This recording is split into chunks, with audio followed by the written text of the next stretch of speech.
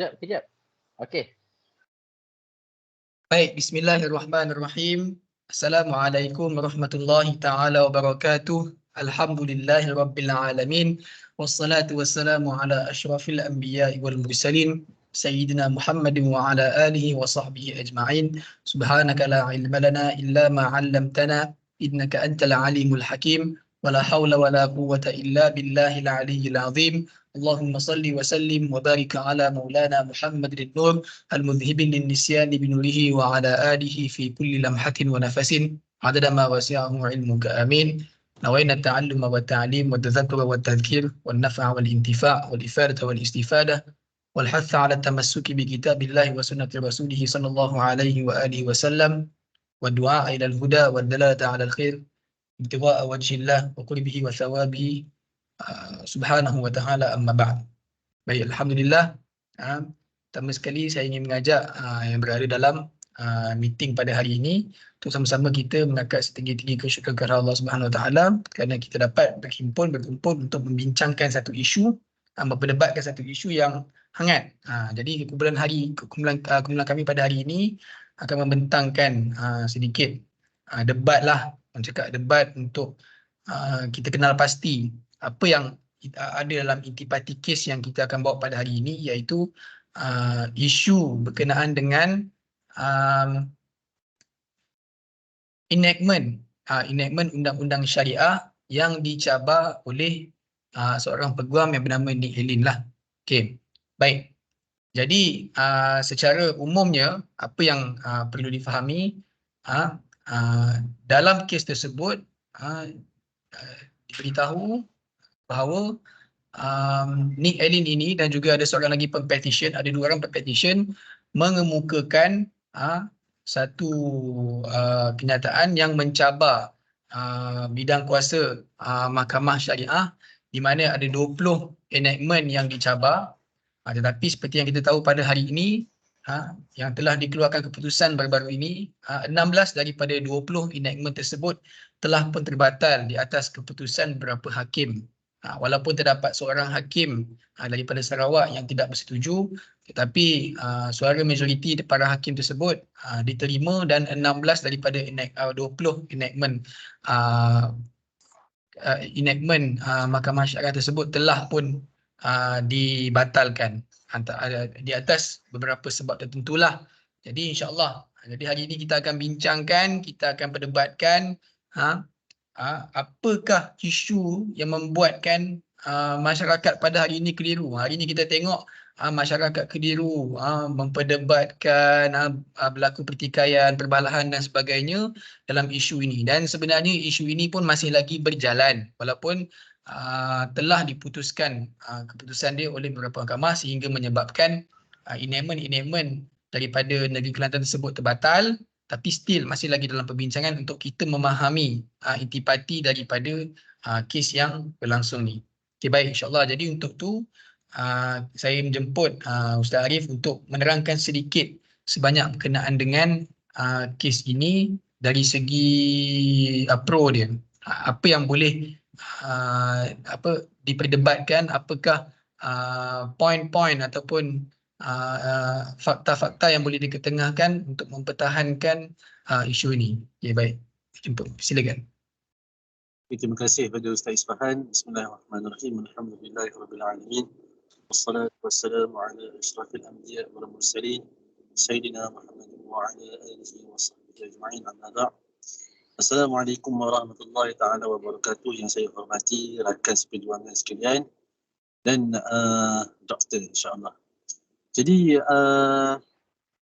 terdapat beberapa perkara yang akan saya utarakan hari ini berkaitan dengan isu enactment yang telah berlaku di negara kita, yang mana saya rasa kita semua perlu faham berkenaan dengan apa yang dimaksudkan dengan enactment yang dipersoalkan pada tempoh hari. Okey, yang pertama sebelum kita pergi terlebih jauh, suka saya nak kita kembali kepada basic, iaitu kita tengok yang mana hukum agama Islam, yang mana hukum Allah Subhanahu Wa Taala ni, okey, yang terbahagi iaitu kita ada hukum berkaitan dengan hudud, dan kita ada qisas dan kita ada takzir. Okey, Jadi enactment yang berlaku pada hari ini adalah more kepada takzir, yang mana hukum diperbuat oleh sesebuah kerajaan di sesebuah negara, yang mana hukum tersebut boleh ditimbal balik dan boleh diperbincangkan. Jadi 20 enactment yang dibincangkan pada hari yang lepas, yang mana ianya sangat memberi kesan terhadap orang Islam, yang mana jika orang Islam tu memandang dan mendengar daripada sudut yang tidak faham ataupun dengar secara emosi, sudah pasti dia akan terus rasa triggered. Okey? Macam contoh kita dengar, hukum Allah akan dilawan, hukum Allah akan ditentang, hukum Allah tak ada siapa yang boleh bantah. Macam tu kan. Sabar dulu. Okey, kita tengok apa isu yang dibincangkan. Okey, perkara yang dibincangkan dalam enactment tersebut adalah more kepada takzir. Takzir ni seperti yang saya cakap tadi adalah hukum yang dibuat oleh sesebuah kerajaan berdasarkan perlembagaan, yang mana jika terdapat penambahbaikan ataupun jika terdapat salah faham ataupun jika terdapat sesuatu isu yang berbangkit, yang mana kita selaku orang yang ada dekat dalam sektor tu, kita boleh memberi pandangan, kita boleh buat suara majoriti, dan kita juga boleh membuat keputusan terhadap sesuatu isu yang berbangkit terhadap enactment tersebut. Jadi bagi saya dekat sini, masyarakat ataupun netizen tidak boleh membuta tuli lah ataupun mendengar sesebuah isu yang diberbangkitkan tu dengan hanya sekadar mendengar, mengikut emosi tanpa mengkaji, menyelidik apa maksud hudud, apa maksud qisas, apa maksud takzir. Saya percaya apabila kita membuat sedikit kaji selidik terhadap perkara-perkara yang akan dibincangkan dan perkara-perkara yang dipersoalkan pada kes yang tempoh hari, sudah pasti kita boleh membuat satu kesimpulan yang sangat rasional berbanding kita menunjukkan perasaan yang mana perasaan yang mengikut emosi ni akan memberi kesan buruk terhadap seseorang individu tersebut. Sudah pasti kita rakyat Malaysia yang mana agama Islam merupakan agama rasmi bagi negara Malaysia, sudah pasti orang Islam memang tak suka. Saya sendiri orang Islam, pro-Islam, memang tidak suka agama saya dicabar terhadap sesuatu hukum yang melibatkan, yang mana hukum tersebut telah termaktub dalam Al-Quran. Tapi kita kena faham, hari ini kita bukan disebutkan berkenaan dengan hukum yang hudud, hukum yang qisas. Sekarang ni kita berbincang kepada hukum takzir, yang mana hukum takzir ini seperti yang saya cakap tadi, yang mana hukum ni boleh melakukan perbincangan. Maksudnya daripada orang yang selayaknya yang berada di dalam kelompok tersebut, yang berada dalam circle tersebut, boleh membuat perbincangan untuk timbal balik. Jadi dekat sini, apa yang saya boleh suarakan adalah kita tidak boleh memandang sesuatu perkara itu berdasarkan pandangan kasar semata-mata dan pandangan dengan emosi, supaya kita tidak membuat dosa kering pada masa yang akan datang, yang mana kita telah membuat fitnah pada seseorang individu, yang mana individu tersebut sudah pasti ada maksud ataupun ada perkara yang akan disampaikan. Mungkin ada kebaikan yang dekat situ, tapi kita nampak dia, mungkin dia daripada first impression yang kita nampak dia, dia ni tak pakai tudung lah, macam ni lah, okay kan, macam tu. Tapi bagi saya tidak sewajarnya kita menilai manusia itu hanya daripada sudut tu saja. Okay, daripada sudut okay, dia macam ni, dia tak berhak bercakap berkenaan dengan Islam, ataupun dia tak sependapat dengan kita hukum dia liberal. Dia tak sependapat dengan kita hukum dia jahil. Sejauh manakah kita dekat dengan Allah? Adakah kita terlalu dekat dengan Allah Subhanahu Wa Taala seperti mana yang kita menzalimi orang lain ataupun yang kita tuduh orang lain? Macam tu. Jadi kuat saya utarakan di sini bahawa enactment tersebut boleh digubal balik, boleh dipertimbang balik, boleh dimesyuaratkan balik dan boleh utarakan balik mengikut pendapat-pendapat sebab dia adalah hukum takzir yang berlaku di negara kita. InsyaAllah itu saja daripada pandangan saya. Assalamualaikum warahmatullahi wabarakatuh. Terima kasih Ustaz Ismail. Waalaikumsalam warahmatullahi wabarakatuh. Terima kasih banyak diucapkan kepada Ustaz Arif di atas penerangan sedikit sebanyak berkenaan dengan isu yang kita bawa pada hari inilah. Okey, seperti yang disebutkan oleh Ustaz Arif tadi, isu ini lebih kepada membincangkan berkenaan dengan hukuman yang dibawa oleh kedua-dua mahkamah.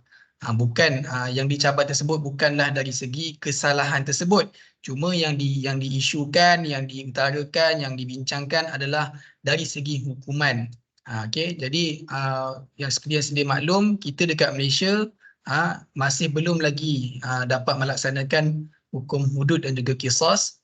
Jadi kita hanya bergantung semata-mata pada hukum takzir saja. Jadi seperti mana yang kita semua dah tahu, Ustaz Arif pun dah terangkan tadi, hukum takzir adalah satu hukuman yang dibuat oleh manusia di atas perbincangan ataupun di atas rundingan dan keputusan yang dibuat berdasarkan undang-undang atau berdasarkan perlembagaan yang telah diguballah. Okey, jadi untuk itu tak ada isu. Jadi untuk dari segi hukuman tiada isu, di mana kalau ikutkan hukuman takzir di bawah mahkamah syariah adalah lebih ringan berbanding mahkamah sivil. Okay, jadi di situ kita nampak bahawa kes ini tidaklah menyerang semata-mata ke arah agama Islam, tetapi dia juga hanya kesalahan ataupun kesilapan teknikal daripada badan perundangan sahaja. Okey, terima kasih Ustaz Arif atas penjelasan berkenaan dengan isu tersebut. Jadi insya-Allah kita akan dengarkan sedikit lagi berkenaan dengan isu ini daripada Ustaz Haziq. Kita nak dengar selain daripada hukuman ataupun dari segi hukuman tadi, apa lagi poin-poin ataupun maklumat-maklumat penting yang boleh digunakan pakai untuk menyokong isu ini. Okey, dipersilakan. Testing. A'udzubillahi samii'al alim minasyaitonir rajim. Bismillahirrahmanirrahim. Assalamualaikum warahmatullahi taala wabarakatuh. Alhamdulillahi rabbil alamin, hamdan yuafi ni'amahu wa yukafi mazidah. Ya Rabbana lakal hamdu kama yanbaghi li jalali wajhikal karimi wa azim sultanik. Allahumma salli wa sallim ala sayyidina Muhammad wa ala alihi wa sahbihi ajma'in. Terima kasih kepada pengurusi majlis, terima kasih kepada pengerusi untuk kita pada hari ini, khususnya rakan seperjuangan serta doktor. InsyaAllah izinkan saya untuk saya menambah sedikit apa yang telah diutarakan, poin-poin yang menyokong berkenaan dengan kes kata apa, pembubaran 16 elemen ni lah daripada Afdal Ustaz Arif kita. Saya akan tambah satu sebab. Antara salah sebab ni adalah pertindihan. Pertindihan yang berlaku sebab apa? Okey, kita kena faham enakmen ini dikeluarkan daripada Badan Berkanun daripada Negeri Kelantan. Jadi apa-apa yang berkaitan dengan enakmen tersebut dan ada di bawah kuasa parlimen, jadi benda tersebut boleh dibubarkan. Kita kena faham dalam konteks tersebut. Okey, sebab daripada 16 saja yang lepaskan. Okey, jadi apa yang kita perlu tahu dan apa yang perlu kita lihat adalah bidang kuasa parlimen ini lebih tinggi daripada bidang kuasa negeri.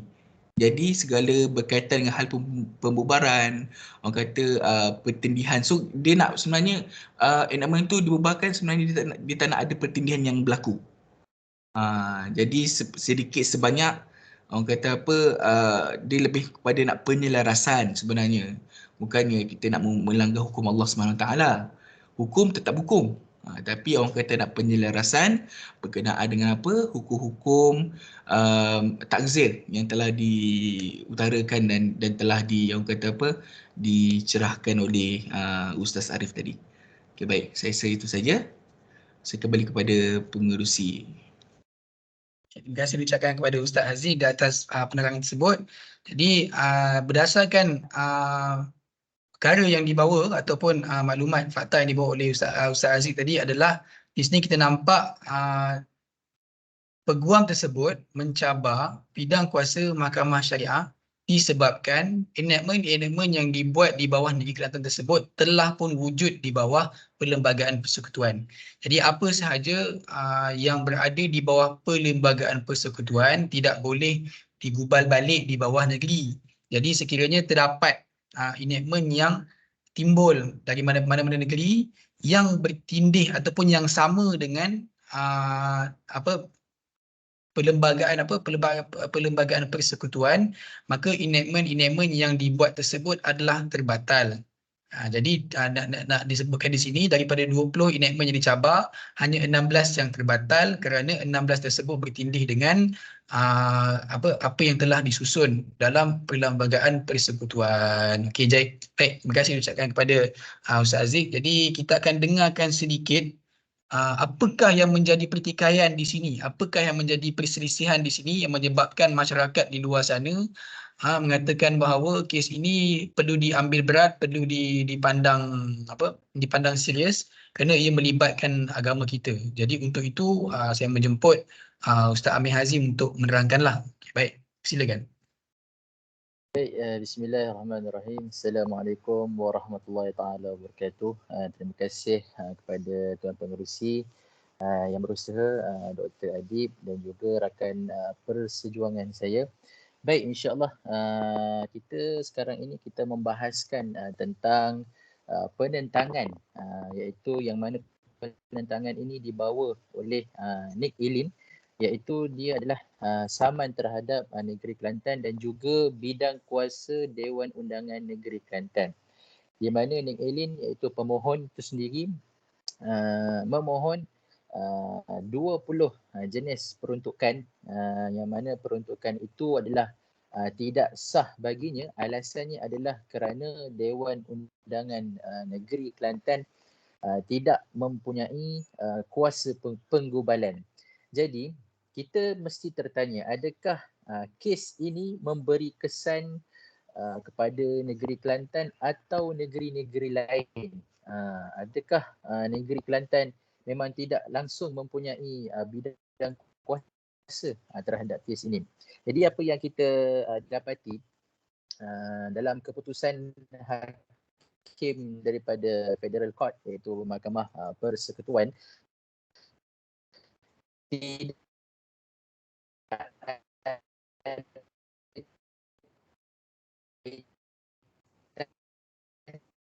dengan undang yang dipertikaikan kes itu semuanya adalah berkaitan dengan jenayah syariah. Okey, baik. Jadi masyarakat sekarang ini tertanya-tanya apakah betul, apakah benar tidak ada mengganggu gugat dengan Mahkamah Syariah dalam negara kita ini. Jadi saya akan bawakan titah Tuanku Selangor, yang mana Tuanku Selangor merupakan pengerusi bagi Majlis Kemaslahatan Hal Ehwal Islam yang ke-70. Baginda bertitah bahawa dalam titah ucapan adalah berkaitan dengan kompetensi Dewan Undangan Negeri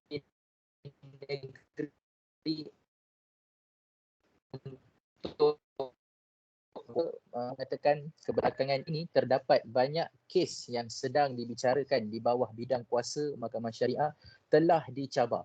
Ini kita bukan mempersoalkan tentang masalah ataupun pemohon yang Nick Eileen itu sendiri yang memohon untuk menggugurkan kes tersebut. Ini adalah berkaitan dengan bidang kuasa Mahkamah Syariah. Seolah-olahnya adalah apabila berlakunya perkara ini, apabila berlakunya kes ini, seolah-olah Mahkamah Syariah ataupun kuasa daripada Mahkamah Syariah itu telah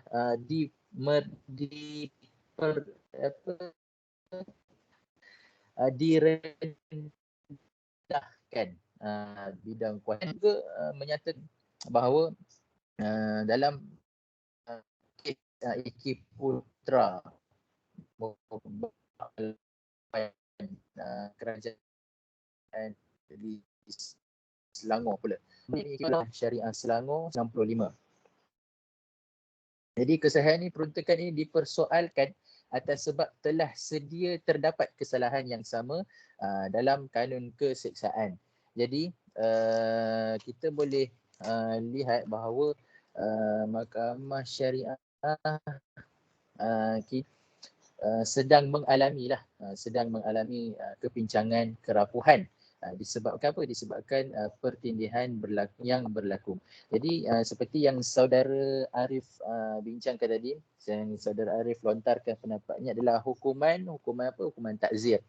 Okay, memang di dalam Malaysia ini kita tidak menjalankan hukuman hudud maupun qisas. Yang ada adalah cuma takzir. Dan takzir ini terdapat pula pada Mahkamah Persekutuan dan juga Mahkamah Syariah. Jadi kita perlu tahu takzir yang dipakaikan, yang digunakan itu mengikut source of law yang pakaikan oleh Mahkamah Syariah. Kerana Mahkamah Syariah menggunakan source of law iaitu 3. Yang pertamanya Al-Quran, As-Sunnah dan juga ijtihad para ulama. Itu yang pertama. Okey, baik. Adakah source of law yang digunakan oleh Mahkamah Persekutuan itu bertepatan dengan Mahkamah Syariah? Dan baginda Tuanku Selangor juga memberitahu bahawa cabaran atas dasar yang sama yang difailkan oleh Nick Eileen membatalkan 20 kesalahan jenayah syariah yang terkandung dalam enactment Kanun Jenayah Syariah Negeri Kelantan.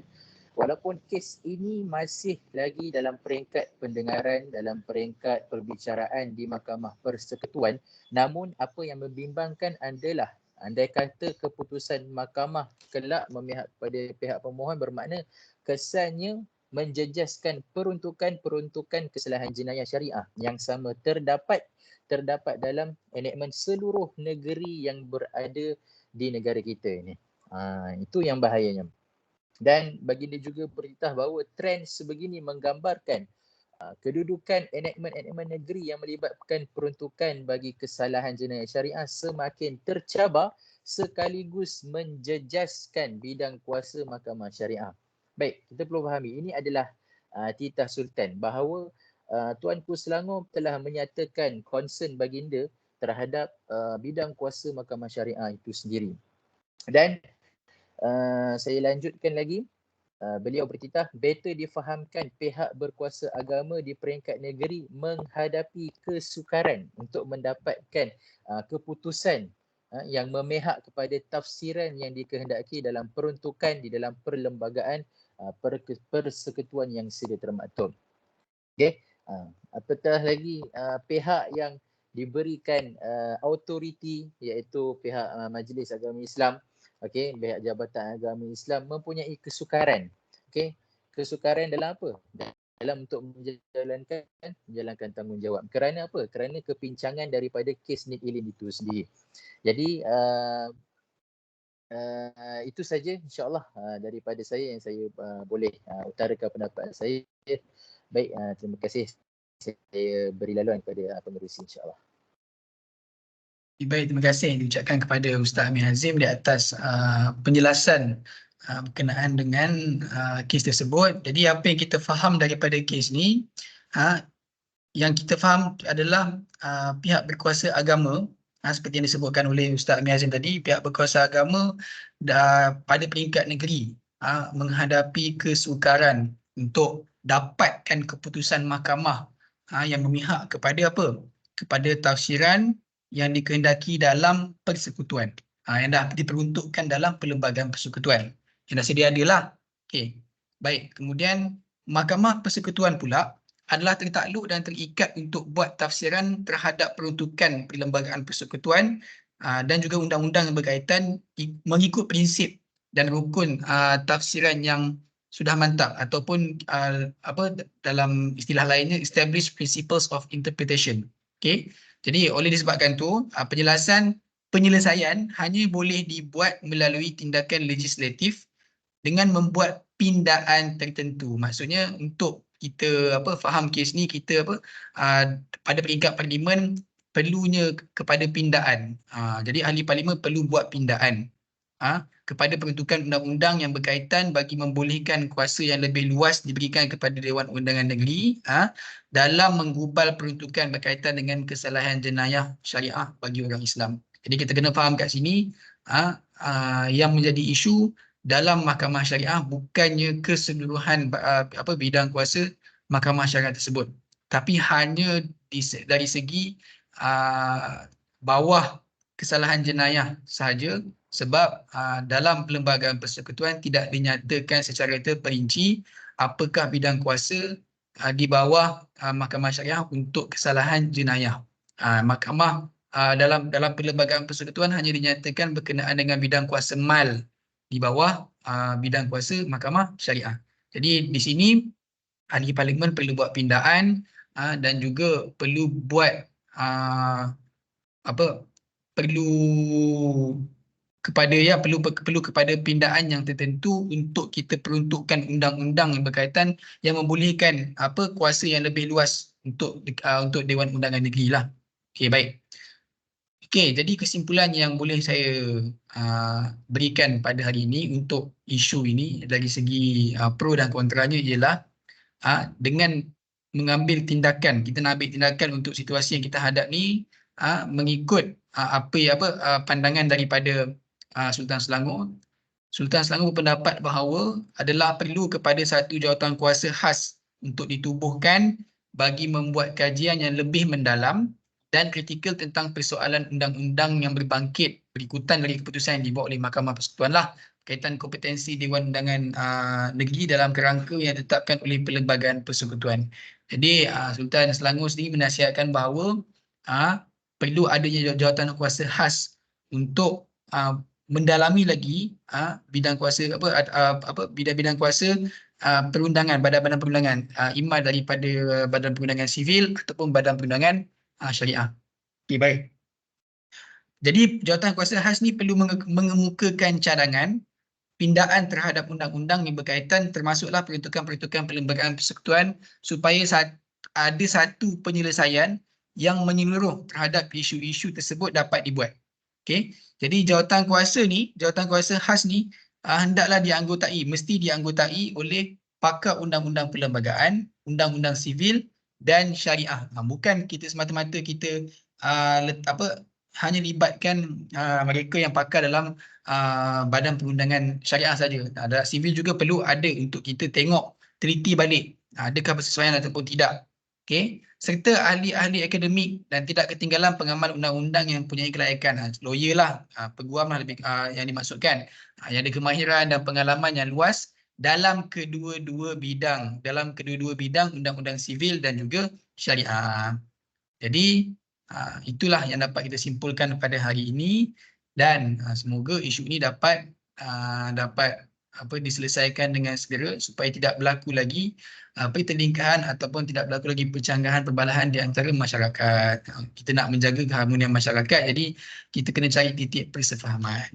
Jadi itu sahaja daripada bulan kami. Alhamdulillah, terima kasih diucapkan kepada asatizah sekalian di atas perkongsian dan juga pandangan masing-masing lah. Mungkin ada yang menyokong, mungkin ada yang membantah, mungkin ada yang membangkang, tapi itu semua adalah pandangan. Selebihnya kita serahkan kepada pihak berkuasa. Okey, baik. Jadi untuk itu saya ucapkan terima kasih kepada sahabat-sahabat saya, asatizah sekalian, dan juga saya mengucapkan terima kasih kepada doktor di atas ilmu yang diberikan, insya-Allah. Jadi itu sahaja untuk hari ini. Saya sudahi dengan wabillahi taufik wal hidayah. Assalamualaikum warahmatullahi taala wabarakatuh. Waalaikumsalam warahmatullahi wabarakatuh.